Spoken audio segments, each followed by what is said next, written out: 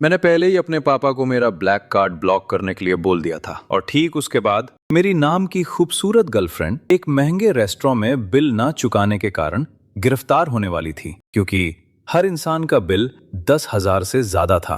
मैं अपने प्राइवेट कमरे में आराम से बैठा था और उसके भेजे हुए हर घबराए हुए मैसेज के मजे ले रहा था। उसने लिखा, गॉन, हमने आज जिक्स का बर्थडे मनाने का तय किया है। तुम्हारी अपना कार्ड ब्लॉक करने की हिम्मत कैसे हुई? तुम कहां हो? अभी यहां आओ और बिल भरो। यहां बहुत सारे लोग इंतजार कर रहे हैं। जल्दी आओ वरना मैं तुमसे कभी बात नहीं करूंगी। मैं तुम्हें हुक्म दे रही हूं, मेरा कॉल अभी उठाओ। उसके मैसेजेस पढ़कर मेरी हंसी छूट गई। वो मेरे ही पैसों के साथ नखरे दिखा रही है जैसे कोई महारानी हो। क्या उसे सच में लगता है कि मैं अभी भी वही बिना रीढ़ का गुलाम हूं जो मैं हुआ करता था? सच तो यह है कि मेरा एक बहुत बड़ा राज है। मेरा पुनर्जन्म हुआ है। मेरे पिछले जन्म में शहर के सबसे अमीर आदमी का बेटा होने के बावजूद मैं एक छोटे से गांव की गरीब लड़की के पीछे पागलों की तरह भागता था। वो मेरे पैसे दिल खोल कर उड़ाती थी, लेकिन दूसरों के सामने वो मुझे अपना गुलाम कहती थी और मेरे साथ नौकरों जैसा बर्ताव करती थी। जब मैं उसकी और उसके नए आशिक की सेवा करने में लगा हुआ था, तब उसने मेरे पूरे परिवार की कंपनी हड़प ली और अंत में मैं और मेरी बेटी सड़कों पर कंगाल होकर मर गए। तभी मेरा फोन लगातार बजने लगा, जिससे मैं उन पुरानी यादों से बाहर आ गया। जैसे ही मैंने फोन उठाया, दूसरी तरफ से वही हुक्म चलाने वाली आवाज आई, गुफॉन, अभी यहां आओ और हमारा बिल भरो। मैं थोड़ा साइड हुआ और कहा, बिल भरूं? मैंने वहां कुछ खाया या पिया नहीं है, मैं पैसे देने क्यों आऊं? लूरुआ को एहसास होने लगा था कि शायद मैं बदल गया हूं। मैंने उनके लिए कोई महंगा होटल बुक नहीं किया था और अब मैं उनका बिल भरने से साफ मना कर रहा था। कुछ ही देर पहले जब हम सब पढ़ने के लिए लाइब्रेरी गए थे, तो मैं ही वो था जिसने आगे बढ़कर सबके लिए जगह रोक कर रखी थी और उसके लिए एक खास मिल्क टी भी लाया था। तो फिर क्या हुआ? लाइब्रेरी में बस एक छोटी सी नींद के बाद सब कुछ कैसे बदल गया? खैर, उसे छोड़ो। अभी होटल मैनेजर एक भारी भरकम बिल पकड़े लूरुआ के सामने खड़ा था और वो पूरी तरह से घबरा रही थी। वो उसे जाने से रोक रहा था। लूरुआ के परिवार की आर्थिक हालत अच्छी नहीं थी। उसकी पढ़ाई का खर्च, उसके रोज के खर्चे, ये सब मैं ही उठा रहा था। मिस लू, क्या आप वीचैट से पैसे देंगी या कार्ड से? मैनेजर ने उसके ठीक बगल में खड़े होकर फिर से पूछा। उसने उसे इशारा करके दूर किया, चुपचाप एक कोने में गई और फोन पर फुसफुसाई, क्या हमेशा से ऐसा ही नहीं होता आया है? मैं खर्च करती हूं और तुम चुपचाप पैसे भरते हो। उसने इतने घमंड के साथ कहा जिसमें शर्म का एक अंश भी नहीं था। तुम खर्च करती हो और मैं पैसे भरता हूं। मैं जोर से हंस पड़ा। सच कहूं तो वे गुलामी वाले दिन सदियों पहले के लगते थे। तब से लगभग 10 साल बीत चुके थे। मैं लगभग भूल ही गया था कि मैंने उस समय कितनी बेवकूफी भरी चीजें की थी। मुझे हंसते हुए सुनकर लूरुआ का चेहरा तुरंत उखड़ गया। वो सबसे अजीब और शर्मनाक हालत में फंसी हुई थी और मैं फोन के दूसरी तरफ ऐसे हंस रहा था जैसे कुछ हुआ ही न हो। गुफॉन, अभी यहां आओ और मेरा बिल भरो वरना मैं तुमसे कभी बात नहीं करूंगी। कितना मजाकिया है। तो मत करो मुझसे बात। तुम खुद को समझती क्या हो? क्या मैं तुम्हें तुम्हारा पापा या नौकर दिखता हूं? तुमने वो सारे पैसे खुद उड़ाने का फैसला किया था। मैं उसके पैसे क्यों दूं? तुम्हारे पास अपने 2 हाथ हैं, फिर भी तुम हर बार बेशर्मी से मेरे पैसों पर जीती हो। क्या तुम्हें बिल्कुल भी शर्म नहीं है? मेरे पिछले जन्म में मैंने कभी ऐसी बातें नहीं कही थी। मैं उसकी झूठी इज्जत बचाने में बहुत व्यस्त था, लेकिन इस बार मैं उसे इतनी आसानी से नहीं छोड़ने वाला था। मेरी तीखी बातों ने उसकी धड़कनें बढ़ा दी। उसने सबके सामने एक ऐसी छवि बनाई थी जैसे वो किसी अमीर और इज्जतदार परिवार से हो। असलियत ये थी कि मैं ही उसके पूरे रहन सहन का खर्च उठा रहा था ताकि वो अपना वो अमीर लड़की वाला नाटक जारी रख सके। उसने सच में ये मानना शुरू कर दिया था कि वो एक अमीर परिवार से है। अब जब मैंने उसकी पोल खोल दी थी तो शर्म से उसका चेहरा लाल हो गया था। लेकिन तभी उसे याद आया कि उसके साथ पढ़ने वाले और उसका नया प्यारा सा बॉयफ्रेंड अभी भी बिना बिल भरे अंदर फंसे हुए हैं। उनमें से कोई भी नहीं जा सकता था। इसलिए उसने अपनी आवाज सख्त की, मुझे पता है कि तुम बस मुझसे नाराज हो और नखरे दिखा रहे हो। अगर तुम अभी यहां आकर बिल भर दो तो मैं इस बात का बुरा नहीं मानूंगी। लूरुअन, ध्यान से सुनो। अब से मेरा एक पैसा भी खर्च करने के बारे में सोचना भी मत। मैं अपना पैसा सड़क पर किसी बेघर इंसान को दान करना पसंद करूंगा, लेकिन तुम्हें एक फूटी कौड़ी भी नहीं दूंगा। और तुम मुझ पर गुस्सा हो या नहीं, मुझे अब कोई परवाह नहीं है, लेकिन मेरे पैसों के बिना तुम्हारी आगे की जिंदगी काफी मुश्किल होने वाली है। मैंने एक मुस्कान के साथ ये कहा और जोड़ा, मेरे बारे में भूल जाओ। ये सोचो कि तुम वो भारी भरकम बिल कैसे भरने वाली हो जो तुमने अपने नए बॉयफ्रेंड के बर्थडे के लिए इकट्ठा किया है, वरना वे तुम सबको उस होटल में बंधक बना लेंगे और तुम्हारी वो अमीर लड़की वाली छवि सबके सामने पूरी तरह से बेनकाब हो जाएगी। इतना कहकर मैंने कॉल काट दिया। मेरे पिछले जन्म में जब सिया जिनचिन का बर्थडे आया था तो मैं बीमार पड़ गया था और पार्टी में नहीं जा पाया था, लेकिन मैंने सब कुछ तय किया था और पैसे दिए थे। कुछ ही देर पहले सोशल मीडिया देखते हुए मुझे पता चला कि उसी 20वें बर्थडे पार्टी में वे दोनों आधिकारिक रूप से एक साथ आ गए थे। मुझे बहुत बुरी तरह से धोखा दिया गया था। कॉल कटने के बाद लू रुअन ने वो बीप की आवाज सुनी और पूरी तरह से घबरा गई।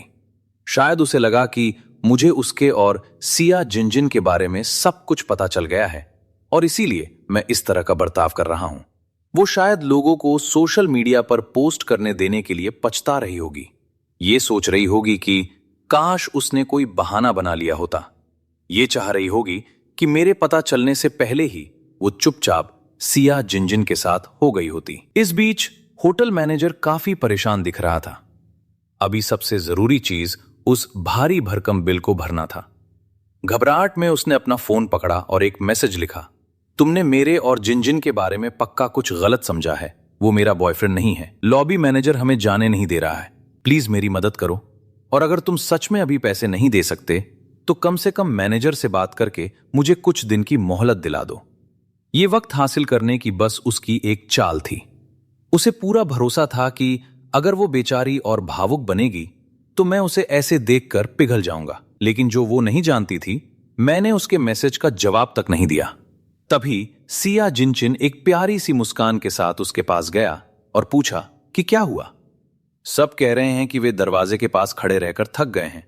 उस वक्त लू रुअन का चेहरा देखने लायक था।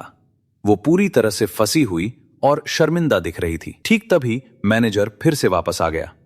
मिस लू, क्या मैं जान सकता हूं कि आप बिल कैसे भरेंगी? यह सुनकर सिया जिनचिन को आखिरकार समझ में आया कि कोई क्यों नहीं जा पा रहा था, क्योंकि बिल भरा नहीं गया था। उसने हैरानी से लू रुअन की तरफ देखा और लू रुअन ने उससे आंखें चुरानी शुरू कर दी। उसने घबराहट के साथ मैनेजर की तरफ देखा और कहा, मैनेजर, मुझे अभी अपने पैसों को लेकर थोड़ी दिक्कत आ रही है। होटल मैनेजर ने सख्ती से अपना सिर हिलाया। मिस लू, मुझे माफ करें, हमारे होटल में इस तरह का नियम नहीं है। मैं बस एक मामूली कर्मचारी हूं। मेरे पास किसी को बिना पैसे दिए जाने देने का अधिकार नहीं है। आपके इतने सारे साथी यहां हैं, आप सब मिलकर पैसे क्यों नहीं मिला लेते और बिल आपस में बांट क्यों नहीं लेते? लू रुअन अपने हाथों में उस 30,000 युआन के बिल को घूरती रही, उसे कस कर पकड़े हुए। तभी बाकी सारे लड़के लड़कियां पास आए और पूछा, एक बिल भरने में इतना वक्त क्यों लग रहा है? मैनेजर वहां खड़ा लू रुअन को घूरता रहा। उसके महंगे कपड़े और डिजाइनर बैग देखकर उसने मान लिया था कि वो किसी अमीर परिवार से है। उसने कभी नहीं सोचा था कि ये औरत ऐसा बिल नहीं भर पाएगी। लू रुअन ने एक पल के लिए सोचा, फिर चुपचाप अपना कंगन उतार दिया। मजेदार बात तो यह है कि वो कंगन भी मेरी तरफ से एक तोहफा था और उसकी कीमत काफी ज्यादा थी। उसने मैनेजर से कहा, मैनेजर, मैं एक छोटी सी मुसीबत में फंस गई हूं। क्या मैं इस कंगन को आपके पास गिरवी रख सकती हूं? मैं कल वापस आऊंगी और पूरा बिल भर दूंगी। उसने अभी अभी सिया जिनचिन के साथ रिश्ता शुरू किया था। वो बिल्कुल नहीं चाहती थी कि उसे पता चले कि उसकी असली हालत कितनी खराब है। होटल मैनेजर की प्रोफेशनल मुस्कान बिल्कुल नहीं डगमगाई। मिस लो, मुझे माफ करें, हमारे यहां ऐसा कोई नियम नहीं है। सिया जिनजिन को ये अजीब लगा। लू रुआन हमेशा पानी की तरह पैसा बहाती थी, तो ऐसा कैसे है कि आज वो ये बिल भी नहीं भर पा रही थी? रुआन, क्या सब ठीक है? उसने तुरंत एक बहाना बना लिया। मेरे सारे कार्ड्स गूफोन के पास हैं और वो अभी मेरे कॉल्स नहीं उठा रहा है। यह सुनकर सिया जिनजिन शांत हो गया। उसने सोचा कि शायद लू रुआन किसी बड़ी मुसीबत में फंस गई थी। तो हम क्या करें? उसने चिंता के साथ उसकी ओर देखते हुए पूछा। आखिर सिया जिनजिन एक बहुत ही मध्यम वर्गीय परिवार से था। उसका महीने का खर्च मुश्किल से 1,000 युआन पार करता था और आज उसका बर्थडे था। इसलिए ये बिल उसे एक ऐसे पहाड़ की तरह लगा जिस पर वो कभी चढ़ नहीं सकता। आप सब चिंता मत करो, बस यहां इंतजार करो, मैं कहीं से पैसों का इंतजाम करती हूं। और इसके साथ ही वो होटल से चली गई। इन सालों में मैंने उसे कई महंगी लग्जरी चीजें और कुछ लिमिटेड एडिशन जूते तोहफे में दिए थे। उन सब को बेचकर आसानी से बिल भरा जा सकता था। इस बीच जब मेरी मॉम, डैड और मैंने खाना खत्म किया और बाहर निकले तो मैंने देखा कि मेरे साथ पढ़ने वाले सारे लड़के लड़कियां प्राइवेट कमरे के बाहर खड़े थे। मेरा असल में उनके साथ कोई खास लगाव नहीं था, इसलिए मेरी जाकर नमस्ते कहने की कोई इच्छा नहीं थी। लेकिन सिया जिनचिन की तेज नजरों ने तुरंत मुझे ढूंढ लिया। वो पास आया और बोला, गुओन, तुम यहां क्या कर रहे हो? मुझे लगा तुम बीमार हो और डॉम में आराम कर रहे हो। मैं वापस आते हुए तुम्हारे लिए केक का एक टुकड़ा लाने की सोच रहा था। फिर उसने मेरे पेरेंट्स को देखा और उन्हें इज्जत से नमस्ते किया। Hello uncle, hello aunty. मुझे कोई अंदाजा नहीं था कि आप आज आ रहे हैं। मैंने आपकी अच्छे से खातिरदारी की होती। प्लीज इसके लिए मुझे माफ कर दें। उसने मेरे पेरेंट्स को जो इज्जत दिखाई वो सच में बहुत अच्छी थी। और सच कहूं तो मेरी मॉम और डैड को सिया जिनचिन बहुत पसंद था। वो अक्सर मेरे आसपास रहता था और देखने में वो एक सीधा सादा, शरीफ और समझदार लड़का लगता था। मेरी मॉम ने मुस्कुराकर कहा, सिया, हमें बस आज ही पता चला कि आज तुम्हारा बर्थडे है। हम तुम्हारे लिए कोई तोहफा नहीं लाए, लेकिन हैप्पी बर्थडे। मेरी मॉम के चेहरे पर एक प्यारी मुस्कान थी। सादे कपड़ों में भी उनके आसपास एक शाही और शानदार चमक थी जिसे छिपाया नहीं जा सकता था। सिया जिनचिन ने तुरंत अपनी मीठी मीठी बातें शुरू कर दी। ओह थैंक यू आंटी, बस आप दोनों को यहां देखकर मुझे बहुत खुशी हुई है। मुझे किसी बर्थडे तोहफे की जरूरत ही नहीं है। उस लड़के की जुबान पर शहद था। उसकी मीठी बातों से मेरी मॉम और डैड लगातार मुस्कुरा रहे थे। अगर मेरे पिछले जन्म के अनुभव मेरे साथ नहीं हुए होते तो मैं कसम खाता हूं आज भी मैं उसके उस मासूम, सच्चे दिखने वाले चेहरे से बेवकूफ बन जाता। मेरे कुछ साथियों ने मेरे पेरेंट्स को देखा और सोचा कि उनका अंदाज और व्यक्तित्व सच में बहुत शानदार था। वे पक्का सोच रहे होंगे कि इतनी अच्छी फैमिली का कोई लड़का हमेशा लू रुआं के आसपास एक बेशर्म गुलाम की तरह क्यों रहता था। हर कोई जानता था कि वो हमेशा मुझसे चिढ़ती रहती थी और फिर भी मैं पागलों की तरह उसके पीछे भागता था। और सबसे बढ़कर मैं हमेशा उसके और सिया जिनचिन के बीच कबाब में हड्डी बना रहता था। ओ राइट गूफॉन, रुआं कह रही थी कि उसके सारे कार्ड्स तुम्हारे पास हैं और चूंकि तुम यहां नहीं हो, होटल का बिल अभी तक भरा नहीं गया है। अच्छा हुआ कि तुम हमें यहां मिल गए। वो चौड़ी मुस्कान दे रहा था। उसके दिमाग में वो पहले ही सोच रहा था कि आज रात के बाद वो रुआं के सारे कार्ड्स अपने पास रख लेगा ताकि मैं फिर कभी उनके बीच कबाब में हड्डी ना बन सकूं। आसपास खड़े सभी लोग मुझे और भी ज्यादा गुस्से से घूर रहे थे। उन्हें लगा कि मैंने जानबूझकर रुआं के कार्ड्स ले लिए थे और गायब हो गया था, जिससे उन्हें इतनी देर इंतजार करना पड़ा। मैंने अनजान बनने का नाटक किया और पूछा, कौन सा कार्ड? जिनजिन समझ गया कि मैं अभी भी अनजान होने का नाटक कर रहा हूं, लेकिन आसपास इतने सारे लोगों के होने से वो गुस्सा नहीं हो सकता था। इससे उसकी वो शरीफ वाली छवि बर्बाद हो जाती जो उसने सबके सामने बड़ी मेहनत से बनाई थी। उसने अपनी शांति बनाए रखी और कहा, रुआं ने बताया कि उसके बैंक कार्ड्स तुम्हारे पास हैं। किस्मत अच्छी है कि तुम यहां हो। वो तुम्हें कॉल कर रही थी लेकिन लग नहीं रहा था और मैंने तुम्हें मैसेज किया लेकिन कोई जवाब नहीं आया, इसलिए वो तुम्हें ढूंढने वापस कॉलेज गई है। उसने कंधे उचकाते हुए आगे कहा, ये रुआन भी ना, ये बस एक साधारण सा बर्थडे होने वाला था, लेकिन उसने सब कुछ दांव पर लगाकर ये बड़ी और महंगी पार्टी रख दी। लेकिन उसने जो उम्मीद नहीं की थी वो ये था कि मेरे चेहरे पर कोई जलन नहीं थी, बस एक शांत और बेपरवाह मुस्कान थी। जब सिया जिनचिन ने मेरा शांत और बेफिक्र चेहरा देखा, उसे अंदर से घबराहट हुई, लेकिन उसने फिर भी एक झूठी मुस्कान दी। कम ऑन गफन, बस कार्ड निकालो, हर कोई इतनी देर से खड़ा इंतजार कर रहा है। सारे लोग मुझे और भी ज्यादा नफरत के साथ घूर रहे थे। उन्हें लग रहा था कि अगर मैं वहां नहीं होता तो इनमें से कुछ भी नहीं हुआ होता। मैंने पूरी तरह आराम से कहा, लू रुआन का कोई भी बैंक कार्ड मेरे पास नहीं है। और फिर मैं अपने पेरेंट्स की तरफ मुड़ा और कहा, मॉम, डैड, चलो चलते हैं। लेकिन जैसे ही मैं पलटा, किसी ने मेरी कलाई कसकर पकड़ ली। ये सिया जिनजिन था, जो डर गया था कि अगर मैं चला गया तो रुआन मुझे ढूंढ नहीं पाएगी। और सबसे बड़ी बात कि उसके बर्थडे के दिन वो इस तमाशे को ऐसे ही खिंचने नहीं दे सकता था। उसने कहा, गुआन, अगर ऐसी बात है तो जरूर कोई गलतफहमी हुई होगी। मुझ पर एक एहसान करो, अभी के लिए बस मुझे पैसे उधार दे दो। जैसे ही रुआन वापस आएगी वो तुम्हें सब कुछ लौटा देगी। मैंने अपने पेरेंट्स के सामने रुआन का कॉल नहीं उठाया था, इसलिए उन्हें इस सारे तमाशे का कोई अंदाजा नहीं था। मेरे डैड, जो पूरी तरह अनजान थे, थोड़ा साइड होकर अपना बैंक कार्ड मैनेजर को सौंपने ही वाले थे। मैंने तुरंत उनका हाथ रोक दिया। मैंने सीधा सिया जिनजिन की आंखों में देखा और साफ साफ पूछा, तुम इतने पक्के तौर पर कैसे कह सकते हो कि उसके पास पैसे होंगे? और अगर वो पैसों का इंतजाम नहीं कर पाती है तो क्या तुम्हें सच में लगता है कि तुम खुद इस बिल को भर सकते हो? मुझे ऐसा कहते हुए सुनकर उसका चेहरा बस एक पल के लिए उतरा, लेकिन उसने तुरंत खुद को संभाल लिया और नॉर्मल दिखने की कोशिश की। गुफॉन, तुम और वो एक ही जगह से आते हो। तुम किसी से भी बेहतर जानते हो कि रुआन का परिवार अमीर है। ऐसा हो ही नहीं सकता कि वो पैसों का इंतजाम न कर पाए। उसने आगे कहा, अगर लू रुआन के परिवार के पास पैसे नहीं होते तो तुम उसके पीछे इस तरह लट्टू नहीं हो रहे होते, है ना? मेरे डैड को देखकर ऐसा लगा जैसे वो कुछ कहना चाहते थे, लेकिन मेरी तरफ एक नजर देखकर वो रुक गए। मैंने नीचे अपनी वॉच पर एक नजर डाली। तुमने अभी कहा कि वो मुझे ढूंढने गई है। ठीक है, तो मैं यहीं इंतजार करूंगा। मैं सबको खुद अपनी आंखों से दिखाना चाहता हूं कि क्या सच में उसके बैंक कार्ड्स मेरे पास हैं या नहीं। जब सिया जिनजिन ने मुझे इतने भरोसे के साथ ये कहते सुना तो वो चुप हो गया। बेमन से उसने वही झूठी सौम्य मुस्कान वापस अपने चेहरे पर ला दी। उसने मेरा हाथ पकड़ा और कहा, गुआन, तुम आज दोपहर में ठीक नहीं लग रहे थे। क्या अब तुम ठीक महसूस कर रहे हो?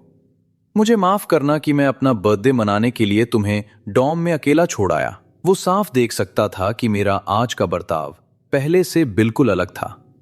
इस बर्थडे पार्टी में बहुत सारे दूसरे स्टूडेंट्स भी थे, इसलिए वो सबके सामने अपनी छवि खराब करने का खतरा नहीं ले सकता था। और सबसे बड़ी बात, मेरे पेरेंट्स अभी भी वहीं खड़े थे। सच कहूं तो मेरे पास उसके साथ फालतू बातें करने के लिए बिल्कुल सब्र नहीं था, इसलिए मैंने बस अपना सिर नीचे रखा और अपने फोन में स्क्रॉल करता रहा। एक लंबे इंतजार के बाद दूसरे लोगों का सब्र भी टूटने लगा, यहां तक कि जो लोग जिनजिन का साथ दे रहे थे वे भी अब उसे चिढ़े हुए और परेशान आंखों से देख रहे थे। मैंने अपने पेरेंट्स को कार में जाकर इंतजार और आराम करने को कहा, तब तक मैं इसे सुलझाता हूं। फिर किसी ने जिनजिन से पूछा, तुम्हारी गर्लफ्रेंड आखिरकार कब वापस आ रही है? सिया जिनजिन ने पागलों की तरह अपना फोन निकाला और लू रुआन को फिर से कॉल करने की कोशिश की, लेकिन उसका फोन लगातार व्यस्त आ रहा था। चाहे उसने कितनी भी बार कोशिश की, कॉल नहीं लगा। उसने हार मान ली और मैनेजर की तरफ मुड़ा, ये पूछते हुए कि क्या कम से कम बाकी लोगों को वापस डॉम जाने दिया जा सकता है, जबकि वो और मैं रुक कर इंतजार कर लेंगे। मैनेजर ने सख्ती से सिर हिलाया, मिस्टर सिया, जब तक पूरा बिल नहीं भर दिया जाता आप में से कोई भी नहीं जा सकता। दर्जनों लोग इंतजार कर रहे थे और आखिरकार किसी का सब्र टूट गया और उसने अपनी भड़ास निकाल दी। ये क्या है? हम एक बर्थडे मनाने आए थे और किसी ने पैसों का इंतजाम तक नहीं किया। अगर तुम्हें इतनी बड़ी पार्टी चाहिए थी तो तुम्हें पैसे तैयार रखने चाहिए थे। सिया जिनजिन की गर्लफ्रेंड तो बिल्कुल बेकार निकली। अगर मुझे पता होता तो मैं कभी नहीं आता और अपना वक्त बर्बाद नहीं करता। सिया जिनजिन ऐसे दिखाता है जैसे वो बहुत अमीर है, लेकिन अपने खुद के बर्थडे पर वो बिल तक नहीं भर सकता। क्या वो गूफों के सच में करीब नहीं था? गूपन के पेरेंट्स अभी यहीं थे, उसने बस उनसे कुछ पैसे उधार क्यों नहीं ले लिए? लड़कों के ताने हर पल के साथ और भी तीखे और चुभने वाले होते जा रहे थे। सिया जिनजिन को अपनी इज्जत और रुतबे की बहुत परवाह थी। वो लू रुआन को टेक्स्ट करता रहा, लेकिन एक भी जवाब वापस नहीं आया। उसने अपनी हिम्मत बटोरी और चलकर मेरे पास आया। मैं दीवार के सहारे आराम से एक मोबाइल गेम खेल रहा था और उसने कहा, गुओन, मेरी रुआ से बिल्कुल बात नहीं हो पा रही है। क्या तुम अभी मुझे पैसे दे सकते हो? मैं वादा करता हूं कि मैं तुम्हें एक एक पैसा वापस कर दूंगा। आखिर हम भाई हैं, तुम मुझे इस तरह डूबने नहीं दोगे, है ना? मैंने एक शांत और थोड़ी तंज भरी मुस्कान के साथ ऊपर देखा। भाई, तुम मेरी पीठ पीछे उस लड़की के साथ आ गए जिसे मैं पसंद करता हूं। क्या एक अच्छा भाई ऐसा करता है? इस सबसे पहले मैं सच में सिया जिनजिन को अपने सबसे करीबी दोस्तों में से एक मानता था, लेकिन मैंने कभी नहीं सोचा था कि वो और लू रुआ इतनी जल्दी एक साथ आ जाएंगे। सिया जिनजिन के चेहरे पर अभी भी वो ढीठ मुस्कान थी, जैसे उसने कोई महान काम किया हो। उसने ढिठाई से कहा, जब रुआ मेरे पास आई तो मैं भी हैरान था। सच कहूं तो मैं भी उसे पसंद करता हूं, लेकिन क्योंकि तुम उसे पसंद करते थे, मुझ में कुछ भी कहने की हिम्मत कभी नहीं हुई। लेकिन प्यार दोनों तरफ से होना चाहिए। जिस रिश्ते में आपको जबरदस्ती धकेला जाए वो कभी टिकता नहीं है। अब जब उसने लू रुआ के साथ होने का फैसला कर ही लिया था तो इसे छिपाने का कोई मतलब नहीं था। मैंने पलटकर तंज कसते हुए जवाब दिया, ओह, क्या महान ज्ञान है। एक जबरदस्ती का रिश्ता कभी टिकता नहीं है। अगर मुझे सही से याद है तो तुम वही इंसान हो जो हमेशा मुझे बताता था कि लू रुआ कितनी घटिया है और मुझे उसे पसंद नहीं करना चाहिए। तो तुम खुद उसके साथ कैसे आ गए? वो सबको ये यकीन दिलाना चाहता था कि उनका खिंचाव बिल्कुल स्वाभाविक था। उस समय वो बस यही चाहता था कि मैं उसे पसंद करना बंद कर दूं ताकि वो उसे अपने लिए पा सके। लेकिन उसकी किस्मत खराब थी। चाहे उसने उसकी कितनी भी कमियां गिनाई हों, मैं फिर भी लू रुआ के लिए पूरी तरह पागल था। उसने खुद को बचाने की कोशिश की। देखो, भावनाएं आपको एक पल में आ जाती हैं।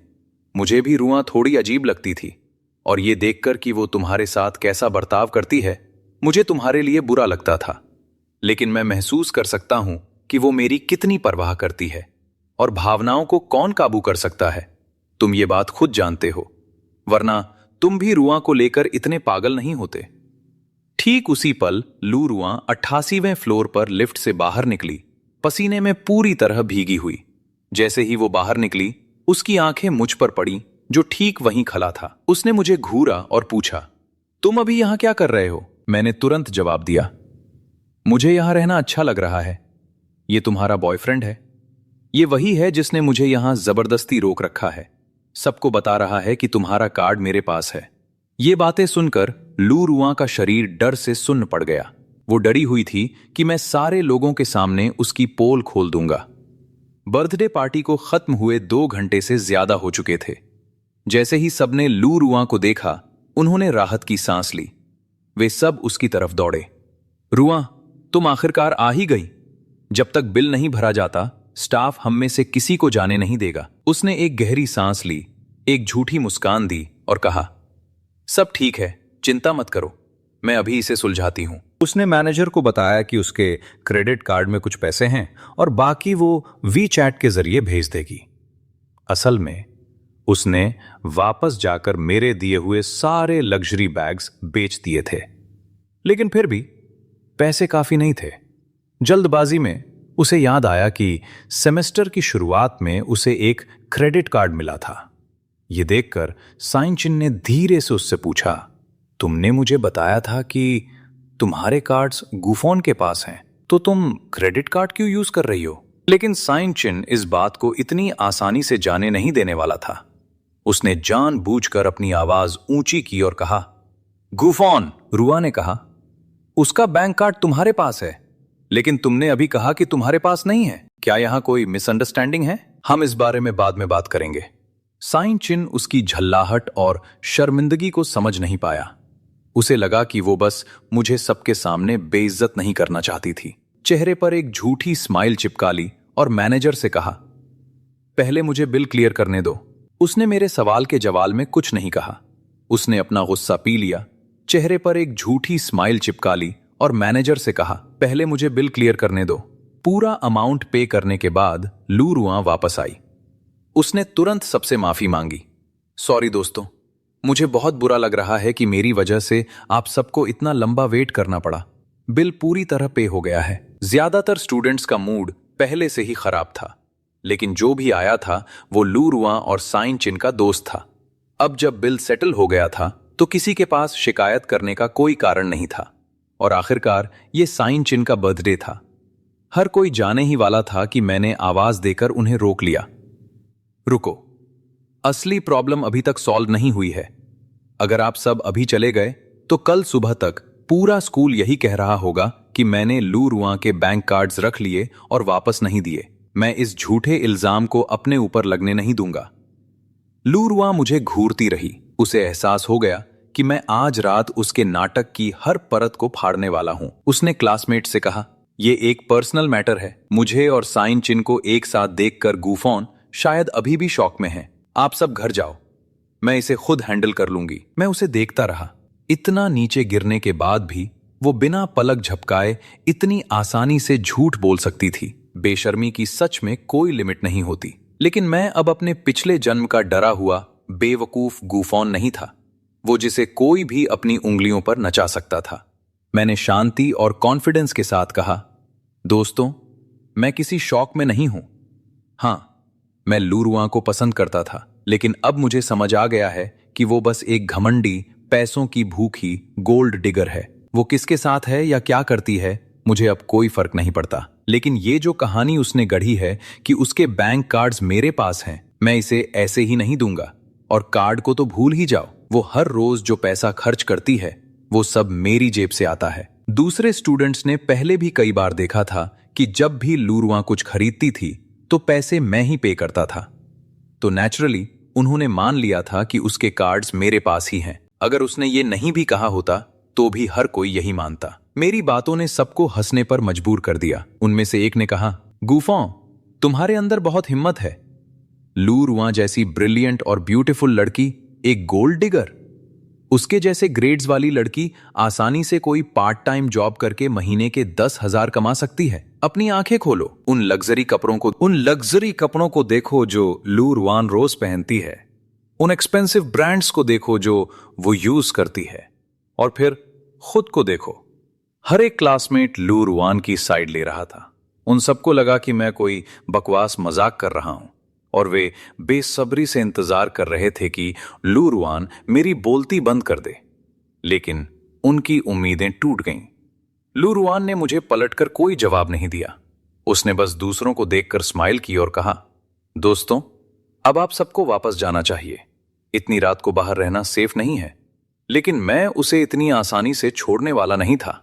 लू रुआन, बस एक लाइन कह दो, बस इतना ही काफी होगा।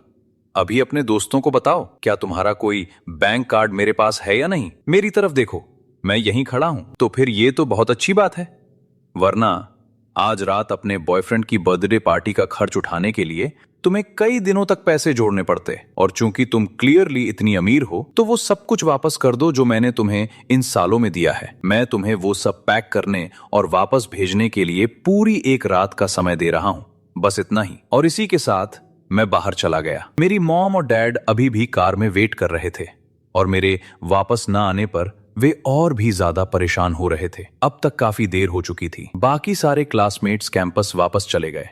साइन चिन और लू रुआन एक साथ निकले। साइन चिन मेरी कही हुई हर बात के बारे में सोचता रहा। लू रुआन जैसी अमीर लड़की को किसी बर्थडे पार्टी का बिल पे करने के लिए आखिर इतनी जद्दोजहद क्यों करनी पड़ेगी? पहले दूसरों की तरह ही उसे लगा कि मैं बस मजाक कर रहा हूं, लेकिन लू रुआन को इतना शांत और खोया हुआ देखकर उसकी चिंता स्वाभाविक थी। उसने प्यार से पूछा, रुआन, गूफॉन की उन सब बातों का क्या मतलब था? लू रुआन ये समझ नहीं पा रही थी कि मैं कौन सा गेम खेल रहा था। आज एक के बाद एक चीजें गलत हो रही थी और वो अंदर ही अंदर डरी हुई थी। क्या मैं बदल गया था? क्या वो अभी भी मुझे पहले की तरह कंट्रोल कर पाएगी? लेकिन साथ ही उसने अभी अभी सिया जिनचिन के साथ एक नया रिलेशनशिप शुरू किया था। वो उसे ये नहीं देखने दे सकती थी कि उसकी असली हालत कितनी खराब थी। उसने बात को टाल दिया। ये कुछ नहीं है, वो शायद बस हमें एक साथ देखकर शौक में है, इसीलिए उसने वो सब कहा। उन बातों ने सियान चिन को तसल्ली दी। उसे थोड़ा बेटर फील हुआ। सच तो ये था कि सियान चिन एक दूर दराज के पहाड़ी गांव के एक बहुत ही गरीब परिवार से आता था। उसकी फैमिली को उससे बहुत ज्यादा उम्मीदें थीं। उसने जिंगपे यूनिवर्सिटी में एडमिशन पाने के लिए दिन रात मेहनत की थी और उस सारे स्ट्रगल के बाद वो आखिरकार लू रुआन जैसी अमीर और खूबसूरत लड़की के करीब आ पाया था। अगर वो असल में अमीर नहीं निकली तो क्या उसकी वो सारी मेहनत बेकार नहीं चली जाएगी? खैर, मेरी मॉम और डैड कुछ दिनों के लिए कैपिटल सिटी में रुक रहे थे, इसलिए मैं उनके साथ लूचिंग गार्डन आ गया, जो सिटी सेंटर में हमारी गू फैमिली का खूबसूरत विला था। मुझे याद आया कि अपनी प्रीवियस लाइफ में मैं यहाँ बहुत कम आता था। उस समय मुझे लग्जरी और आराम को छोड़कर बस मुश्किलों और परेशानियों के पीछे भागने की अजीब आदत थी। लेकिन इस लाइफ में मैं और सफरिंग नहीं चाहता। मैं बस वो लग्जूरियस लाइफ जीना चाहता हूँ जो हमेशा से मेरे लिए ही बनी थी। हालांकि गू फैमिली शायद ही कभी इस विला में रुकती थी, लेकिन हमेशा कोई न कोई इसकी देखभाल करने के लिए रहता था। हमारी वोंग माँ भी लूकिंग सिटी से यहाँ आई थी क्योंकि मेरी मॉम को वोंग माँ के हाथ का खाना इतना पसंद था कि वो जहां भी जाती उन्हें अपने साथ ले जाती थीं। जैसे ही मैं दरवाजे से अंदर गया और उन्हें देखा, मैंने प्यार से पुकारा, वोंग माँ। उन्होंने तुरंत प्यार से जवाब दिया, मैं यही हूं। वोंग माँ गू फैमिली के साथ 20 सालों से ज्यादा से काम कर रही थीं। मेरी प्रीवियस लाइफ में लू रुआन द्वारा गू फैमिली का बिजनेस और प्रॉपर्टी हड़पने के बाद वोंग माँ पर चोरी का झूठा इल्जाम लगाकर उन्हें घर से निकाल दिया गया था और मैं बेवकूफ सच में मान बैठा कि उन्होंने चोरी की थी। लेकिन अब पीछे मुड़कर सोचता हूं तो मुझे समझ आता है कि वोंग माँ को बाहर निकालने और उनकी जगह किसी ऐसे इंसान को लाने की ये लू रुआन की स्कीम थी जिसे वो कंट्रोल कर सके। वोंग माँ, मैंने आपको बहुत मिस किया। ऐसा लग रहा है जैसे आपको देखे हुए जमाना हो गया हो। ये सुनकर वोंग माँ अपने सफाई करने वाले कपड़े को पकड़े पूरी तरह हैरान वहीं खड़ी रहीं। उन्हें समझ में नहीं आ रहा था कि कैसे रिएक्ट करें। उन्होंने कंफ्यूजन में मेरी मॉम और डैड की तरफ देखा और मेरी मॉम और डैड ने बस अपना सिर हिला दिया, जैसे कह रहे हों कि उन्हें भी कोई आइडिया नहीं है कि मुझे क्या हो गया है। मेरी मॉम ने हंसते हुए मेरी खिंचाई की, ठीक है, शांत हो जाओ। तुम दोनों बस 2 महीने ही एक दूसरे से नहीं मिले हो। कोई देखेगा तो उसे लगेगा कि तुम 10 या 15 सालों से नहीं मिले हो। मुझे खुद भी थोड़ी शर्मिंदगी महसूस हुई। मैंने अपने पेरेंट्स को झेंपते हुए देखा और अपनी जीभ बाहर निकाल ली। फिर मैं वापस अपने कमरे में गया और अपने बेहद सॉफ्ट और कंफर्टेबल बेड पर लेट गया। ऐसा लगा जैसे मैं किसी बादल पर सो रहा हूं, एकदम सुकून। इतने कंफर्टेबल बेड पर सोए हुए मुझे सदियां बीत गई थी। अपनी पास्ट लाइफ के उन दिनों को याद करना जब मैं एक कबाड़ खाने में सड़ गया था। ऐसा लगा जैसे मैंने एक ही जन्म में कई दशकों की तकलीफें सह ली हों। मुझे बस नींद आने ही वाली थी कि मेरा फोन वाइब्रेट हुआ। शियाइन चिन का मैसेज था, गूफो, तुम अभी तक वापस क्यों नहीं आए? मैंने तुम्हारे लिए बर्थडे केक का एक पीस बचाकर रखा है। मैंने कोई रिप्लाई नहीं दिया। इसके बजाय क्या चल रहा है ये चेक करने के लिए मैंने मोमेंट्स ओपन किया। वहां मैंने उसे देखा। साइन चिन ने आज रात की बर्थडे पार्टी के बारे में पोस्ट किया था। कैप्शन में लिखा था, हैप्पी 20वां बर्थडे। मेरे 19वें बर्थडे की विश आखिरकार सच हो गई है। मैं आखिरकार उस इंसान के साथ हूं जिससे मैं प्यार करता हूं। और कैप्शन के ठीक नीचे सियाइन चिन और लू रुआन की एक फोटो थी। मैं ख्यालों में खोया हुआ बहुत देर तक उस फोटो को घूरता रीच। तो साइन चिन 19 साल की उम्र से ही लू रुआन से प्यार करता था और मैं बेवकूफ एक बार भी ये समझ नहीं पाया। मुझे लगता था कि साइन चिन लू रुआन से नफरत करता है। मैंने थोड़ा और नीचे स्क्रॉल किया और देखा कि लू रुआन ने भी ऑफिशियल अनाउंसमेंट के साथ वही फोटो पोस्ट की थी। मैंने उसकी पोस्ट के नीचे कमेंट किया, याद रखना, मैंने तुम्हें जो कुछ भी दिया है उसे पैक कर लो और कल तक मुझे वापस कर देना। इन सालों में मैंने उस पर बहुत सारा पैसा लुटाया था। हर एक चीज एक्सपेंसिव थी। अगर सेकंड हैंड भी बेचा जाए तो भी उनके अच्छे पैसे मिल जाएंगे। अब जब उसे मेरी तरफ से कोई फाइनेंशियल सपोर्ट नहीं मिलेगा तो वो पक्का उन चीजों को खुद बेचने की ट्राई करेगी। कमेंट करने के बाद मैंने मोमेंट्स बंद कर दिया। मैं बस वापस सोने ही वाला था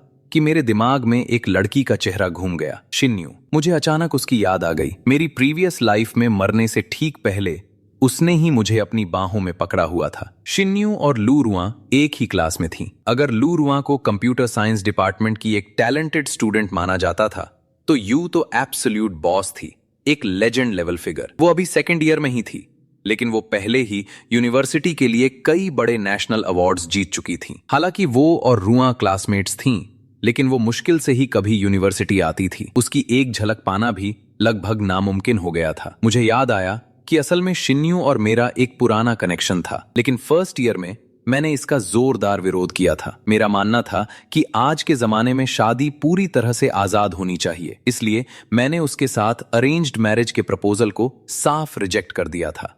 हमारा रिश्ता तब तय हुआ था जब हम दोनों अपनी माँ की कोख में ही थे। शिन्यू के ग्रैंड पेरेंट्स ने ही ये सब अरेंज किया था। मुझे बस इतना याद है कि मेरी प्रीवियस लाइफ में उसने मेरे करीब आने की बहुत कोशिश की थी, लेकिन मैंने हर बार उसे पूरी तरह से इग्नोर कर दिया था। उसके बाद उसने यूनिवर्सिटी आना लगभग बंद ही कर दिया था और अब उसकी एक झलक देखना भी लगभग इम्पॉसिबल हो गया था। लेकिन मेरे दिमाग में एक आइडिया आ रहा था। उसके पेरेंट्स कैपिटल सिटी आए हुए थे, तो जाहिर है कि शिन फैमिली के साथ एक डिनर तो होना ही था, और जब वो डिनर होगा तो शिन्यू से मिलना बहुत मुश्किल नहीं होगा। दूसरी तरफ लू रुआ शावर लेकर बाहर निकली और सोचने लगी कि कौन कौन सी चीजें पैक करनी है। फिर उसे याद आया कि वो उन चीजों को पहले ही बेच चुकी है और अब बायर्स शिपमेंट की डिमांड करते हुए उसे ढेरों मैसेजेस कर रहे थे। उस संकट के दौरान वो घबरा गई थी और उसने मेरे सारे लग्जरी बैग्स एक ऑनलाइन प्लेटफॉर्म पर लिस्ट कर दिए थे और बायर्स पहले ही उसे एडवांस पे कर चुके थे। उसने उसी रात सब कुछ पैक करने और अगली सुबह पार्सल भेजने का प्लान बनाया था। अपनी चीजें पैक करने के बाद उसने आराम से मोमेंट्स ओपन किया। उसकी नई पोस्ट पर पहले ही ढेरों लाइक्स और कमेंट्स आ चुके थे। हर कोई कह रहा था कि वो और साइंचिन एक परफेक्ट कपल लगते हैं, और उसी समय लोग मेरा मजाक उड़ा रहे थे और मुझ पर हंस रहे थे।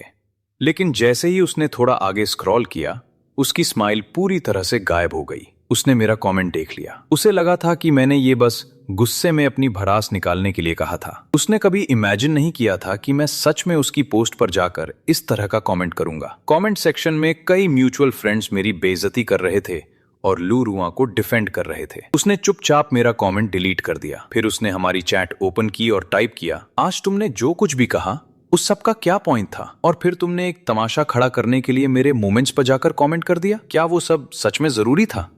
रही बात उन गिफ्ट्स की जो तुमने मुझे दिए थे, वो मैंने बहुत पहले ही फेंक दिए थे। अगर तुम्हें वे वापस चाहिए तो जाकर कचरे में ढूंढ लो। जैसे ही उसने सेंड पर क्लिक किया, उसने हमारी पूरी चैट हिस्ट्री डिलीट कर दी। फिर उसने सिया जिनचिन की चैट ओपन की और उसके साथ मीठी रोमांटिक बातों में खो गई।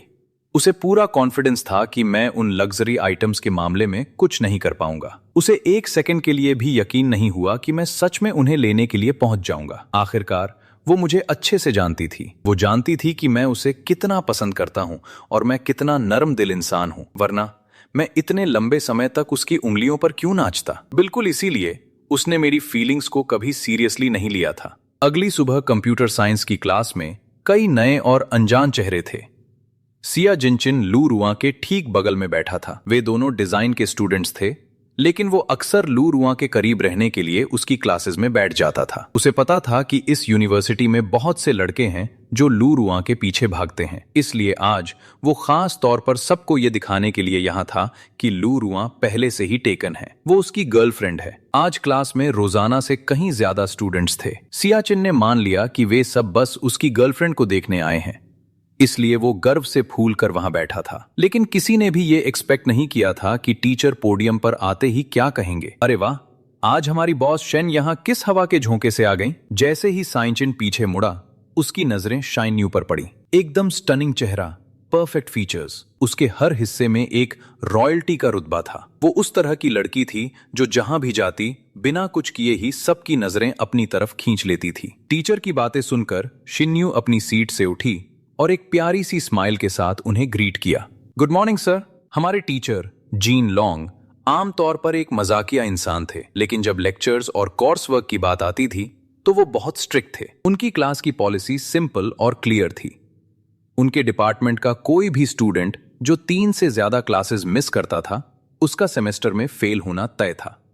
लेकिन शिन्यू इसकी इकलौती एक्सेप्शन थी, क्योंकि उसकी टेक्निकल स्किल्स इतनी एक्स्ट्राऑर्डिनरी थीं कि वो और प्रोफेसर अक्सर एडवांस टेक्नोलॉजी और कोडिंग टॉपिक्स पर प्राइवेट डिस्कशंस करते थे। उनका रिश्ता स्टूडेंट, टीचर और एक कॉलीग के बीच का था। ठीक उसी वक्त मैं एक बुक हाथ में लिए क्लासरूम में घुसा। मेरी नजरें सबसे पहले लू रुआ और सियाचिन पर पड़ी। जिनचिन ने मुझे हाथ हिलाया, लेकिन उसका मुझे पास बुलाने का कोई इरादा नहीं था, क्योंकि आज उन्होंने मेरे लिए कोई सीट नहीं बचाई थी। लूरुआ ने मान लिया था कि मैं उसे ऐसे ही जाने नहीं दे सकता, इसीलिए मैं उसकी क्लास में फिर से आ गया हूँ। लेकिन आज कुछ अलग लग रहा था। पूरे कमरे में एक भी सीट खाली नहीं बची थी। मैंने आसपास देखा, हर एक जगह घिरी हुई थी। मैं सोच ही रहा था कि मैं कहाँ बैठूंगा, तभी मेरी नजरें कोने में एक अकेली खाली सीट पर पड़ी और उस खाली सीट के ठीक बगल में व्हाइट शर्ट में एक लड़की बैठी थी। उसका चेहरा एकदम साफ और गोरा था। कुछ सेकंड्स के लिए मेरी धड़कन सच में रुक गई। वो लड़की कोई और नहीं बल्कि शिन्यू थी। सच कहूं तो वो लूरुआ से लाख गुना ज्यादा ब्यूटीफुल थी।